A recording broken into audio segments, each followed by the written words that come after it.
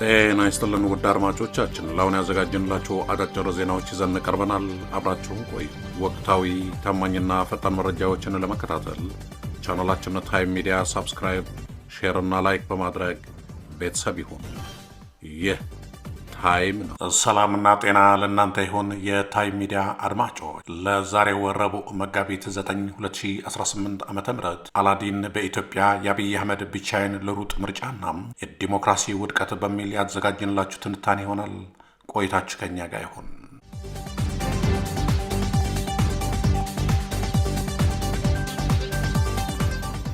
በዓለማችን ታዋቂው የሳቻ ባሮን ኮሄን ዘ ዲክታተር ፊልም ላይ አንድ የማይረሳና መሳለቂያ የሆነ ትዕይንት አለ።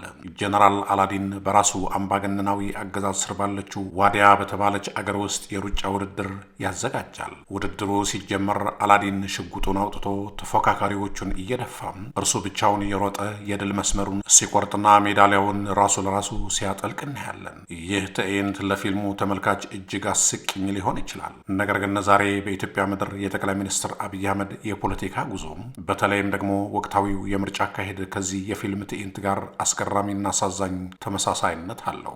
ይህ ተመሳሳይነት እንዲሁ ያጋጣሚ ሳይሆን አምባገነንነትን እንደ ብቸኛ የመኖሪያ ስልት የሚመርጡ መሪዎች የሚጋሩት የስነ ልቦና መንትያነት ውጤት ነው። ጀነራል አላዲን በሩጫው ውድድር ላይ ጠንካራ ተወዳዳሪዎች እንዳይኖሩም ሽጉጥን እንደሚጠቀመው ሁሉም አብይ አህመድም ስልጣን በያዘ ማግስት የጀመረው ትልቁ ስራ የፖለቲካ ምህዳሩን ለራሱ ብቻ ምቹ ማድረግ ነበር። መጀመሪያ ላይ መደመር በሚል የፍቅርና የሰላም ስብከት የገባው አብይ ወዲያውኑ ግን እንደ አላዲን ሽጉጡን መዘዋል። እንደ አውሮፓውያን አቆጣጠር በ2021 ከተካሄደው ስድስተኛው አገራዊ ምርጫ ጀምሮ እስከ አሁን ወቅታዊ የምርጫ ዝግጅት ድረስ የታየው ሀቅ ተቃዋሚን የማጥፋት የማዳከምና የማስወገድ ስራ ነው። በወቅቱ እንደነ ጀዋር መሐመድ፣ በቀለ ገርባና እስክንድር ነጋን የመሰሉ ከፍተኛ ተሰሚነት ያላቸው የፖለቲካ መሪዎች በምርጫው ዋዜማ ወደ ውህኒ መውረዳቸው አብይ አህመድ ያለምንም ስጋት ሜዳው ክፍት እንዲሆንለት ረድቶታል። ይህ ስልት የአላዲን ሽጉጥ በዘመናዊው የፖለቲካ መሳሪያዎች በእስር በእንግልትና በማግለል ተተክቶ የመጣበት ሂደት ነው። አሸናፊው አስቀድሞ የታወቀበት ውድድር ደግሞ ውድድር ሳይሆን የተመልካችን ቀልብ ለመሳብ የሚደረግ ድራማ ነው። በወቅታዊው የምርጫ እንቅስቃሴም ቢሆን ተቃዋሚዎች ቢሮዎቻቸው በሚዘጉበት፣ አባሎቻቸው በየቀኑ በሚታሰሩበትና በነጻነት የመንቀሳቀስ መብታቸው በተገደበበት ሁኔታ ውስጥ የሚካሄድ ነው። አብይ እንደ አላዲን ሁሉ መወዳደር ሳይሆን መሾም ይፈልጋል። ለዚህ ደግሞ መሰናክል ይሆናሉ የሚባሉ ኃይሎችን በሙሉ በሴራና በጉልበት ከመንገድ ላይ አስወግደዋል። አላዲን በፊልሙ ላይ የድል መስመሩን የሚይዙት ሰዎች የእርሱ አገልጋዮች እንደሆኑ ሁሉም በኢትዮጵያም የዲሞክራሲ ተቋማት የሚባሉት በተመሳሳይ መልኩ የአንድ ግለሰብ ፍላጎት አስፈጻሚ ሆነዋል። ምርጫ ቦርድ ነጻነቱን አጥቶ የገዢው ፓርቲ ጉዳይ አስፈጻሚ በሚመስልበት፣ ፍርድ ቤቶች የፖለቲካ እስረኞችን በነጻ ማሰናበት በሚፈሩበትና የጸጥታ ኃይሉ ለአንድ ፓርቲ ብቻ በሚታመንበት አገር ውስጥ የሚካሄድ ምርጫም ትርጉሙ ራስን በራስ መሾም ነው። እነዚህ ተቋማት የህዝብን ድምፅ ከመጠበቅ ይልቅ እያንዳንዱ ሰው ስልጣን ለማስጠበቅ የሚቆሙ የአላዲን ጠባቂዎች ሆነዋል። የምርጫ ቦርድ አመራሮች ሽመት ጀምሮም እስከ ታችኛው የምርጫ ጣቢያ ድረስ ያለው ሰንሰለት በፓርቲ ታማኞች የተሞላ ነው። ወቅታዊው የምርጫ እንቅስቃሴም ቢሆን ተቃዋሚዎች በነጻነት መንቀሳቀስ በማይችሉበት፣ የፖለቲካ ምህዳሩ በጸጥታ ኃይሎች ቁጥጥር ስር በዋለበትና የህዝብ አመኔታ በጠፋበት ሁኔታ ውስጥ የሚካሄድ ነው። ይህ ደግሞ አላዲን ሽጉጡን ይዞ ማን ቀደመኝ እንደሚለው አይነት የምርጫ ድራማ ነው። ህዝቡም ቢሆን ድምፁ ዋጋ እንደሌለው ስለተረዳም የምርጫው ሂደት ከልብ የሚሳተፉበት ሳይሆን በግዴታ ወይም በፍርሃት የሚከናወን የይስሙላ ስነ ስርዓት ሆኗል።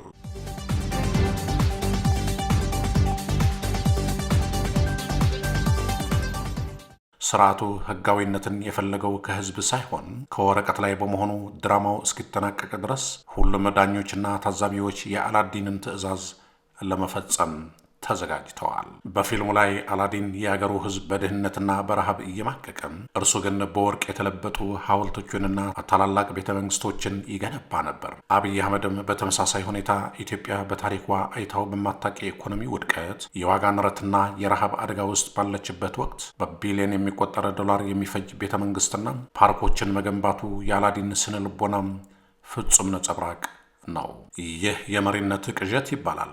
መሪው ከህዝቡ ጋር ያለውን ግንኙነት አቋርጦም በራሱ ምናባዊ ዓለም ውስጥ ሲኖር ማለት ነው። ጠቅላይ ሚኒስትሩ ኢትዮጵያ እየበለጸገች ነው በሚል ትረካ ለምርጫ ቅስቀሳ የሚጠቀምበት ፎቶዎችና ቪዲዮዎች ከምድር ላይ ካለው የህዝብ ሰቆቃ ጋር ፈጽሞ የተጣሉ ናቸው።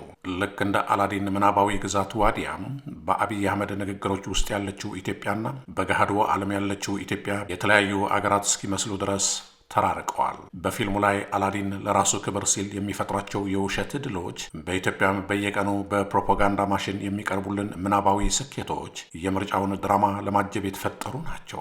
ህዝቡ የሚበላ እህል አጥቶ የሚላስ አጥቶ ባለበት ወቅት በቢሊዮኖች ወጪ የተገነባው ቤተ መንግስት ለአብዬ እንደ አላዲን ቤተ መንግስት የመዝለቂያ ዋሻ እንጂ ለአገር የሚጨምረው ክብር የለም።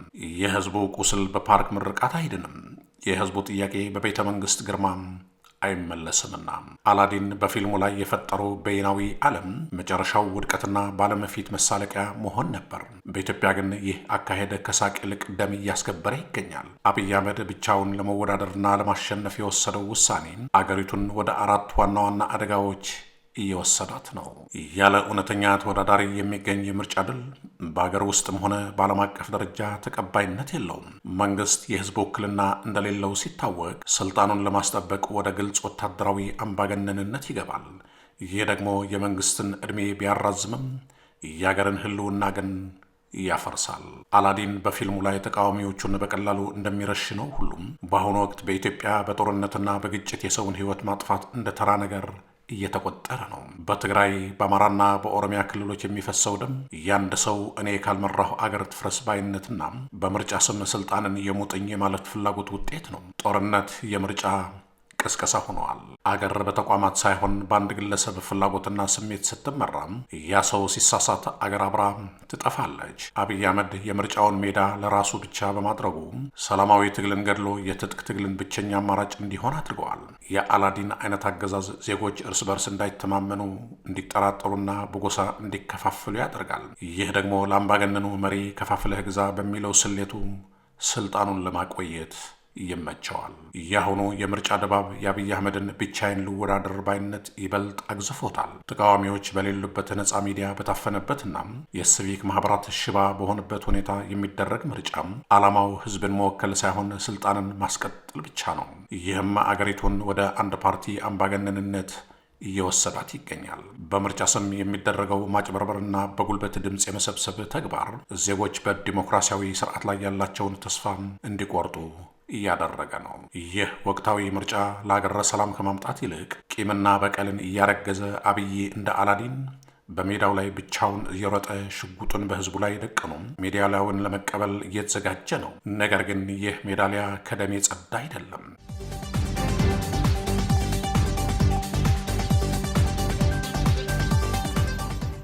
በምርጫ ስም የሚደረግ ዝርፊያና የህዝቡን ስልጣን የመቀማት ስራም የታሪክ ተወቃሽነትን ከማትረፍ ባለፈም አገራዊ እርቅን የማይቻል ያደርገዋል። ዲሞክራሲ የሰነድ ጉዳይ ሳይሆን የተግባርና የነጻነት ጉዳይ መሆኑን አብይ አህመድ እየረሳው ይመስላል።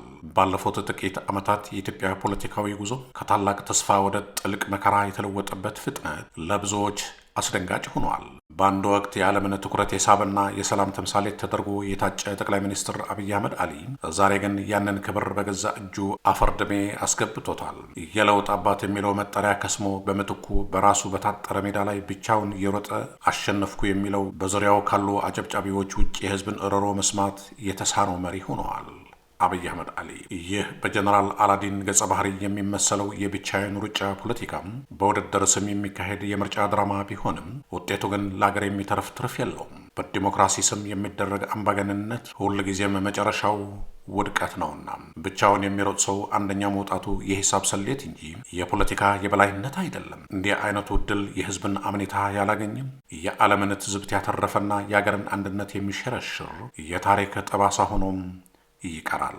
ልዩነትና አስከፊው እውነታ ግን እዚህ ጋር ነው። የጀነራል አላዲን ታሪክ በፊልም ስክሪን ላይ የሚታይና ተመልካችን ለማዝናናት የተሰራ ኮሜዲ ሲሆን የኢትዮጵያ ግን በሚሊዮኖች የሚቆጠሩ እናቶች የሚያለቅሱበት፣ ወጣቶች በከንቱ የሚረግፉበትና አገር እንደ ሰም የምትቀልጥበት ትራጀዲ መሆኑን ነው። ምርጫ ማለት የዜጎች የነጻነት መገለጫ እንጂ የመሪዎች የስልጣን ማራዘሚያ ድራማ መሆን የለበትም።